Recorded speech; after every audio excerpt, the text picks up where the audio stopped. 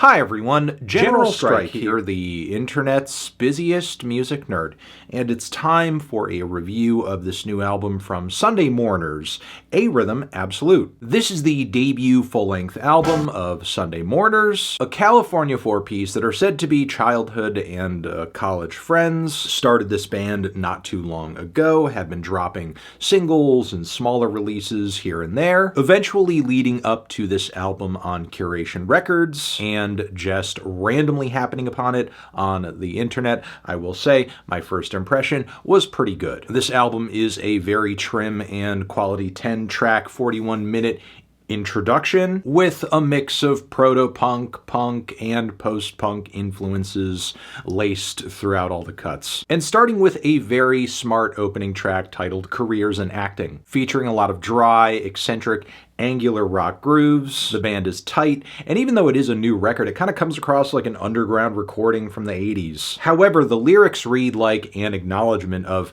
the very dystopian economic times that we're living in, with the many rungs in the ladder of upward mobility being pulled out one by one, leaving many to aspire to careers in acting or social media influencing or attention seeking as a means of making it. However, as it is stated in the lyrics of this track, it won't help you. It's either fruitless or futile, or the answers and fulfilling vibes you seek in these pathways will not be found there. And singer Quinn A. Robinson really makes sure you're feeling the impact of every word, with this weird ferocity that at times reminds me of vocalists like Richard Hell. The momentum and intensity picks up on the following BIOGRAPH. Here, the band is really rocking, pulling out the shakers to add some extra spice to that percussion, and delivering a lot of wiry guitar work and boxy bass notes. It's a great in-the-moment recording and performance of the band just like feeding into one another's chaos a bit. And then 3 tracks in, just when you thought Sunday Mourners might pretty much only be mapping out and planning to drop this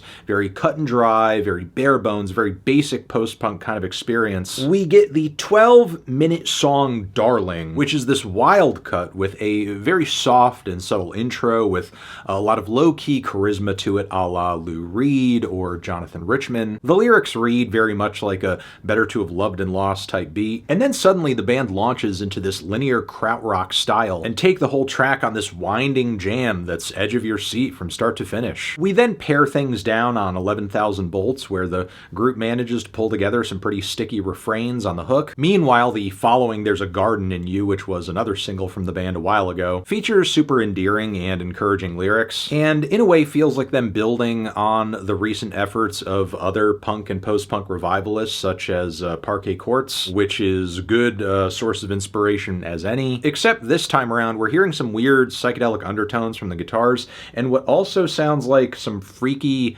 viola or cello embellishments. Not entirely sure, but that was most definitely coming out of left field and added a lot to the track. Now, I will say overall the second half of the record is not quite as strong as the first. The song structures of Phantom Affair and He Cried weren't quite as gripping, even if the band's performances here do lend a lot of tension to these tracks. And then the song Unwitting Boy, which is maybe the least necessary song on the record, just fizzles out of nowhere. However, Love Observations does actually show maybe the most pop sensibilities of any song in the track list here, and is certainly sweeter on the ears than what it stands shoulder to shoulder to with its piano passages and bop vocals. Definitely a vibe I would enjoy hearing the band dive into further as they work out more ways to increase the variety of their track lists. And then we have a pretty solid closing track on the record as well, which I think ties up a lot of core themes of the album, given there is so much time on this record spent focusing on dissatisfaction and restlessness and longing. And because of that, the band kind of leaves us with this question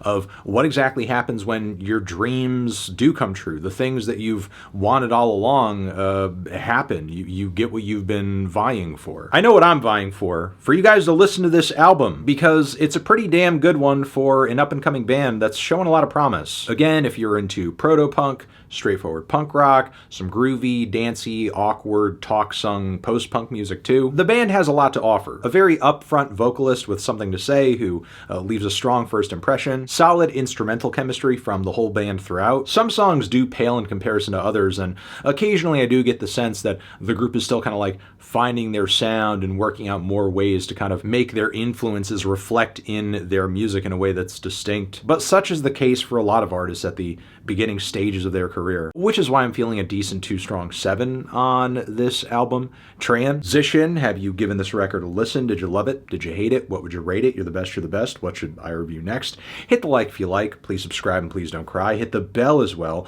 Over here next to my head is another video you can check out. Hit that up or the link to subscribe to the channel.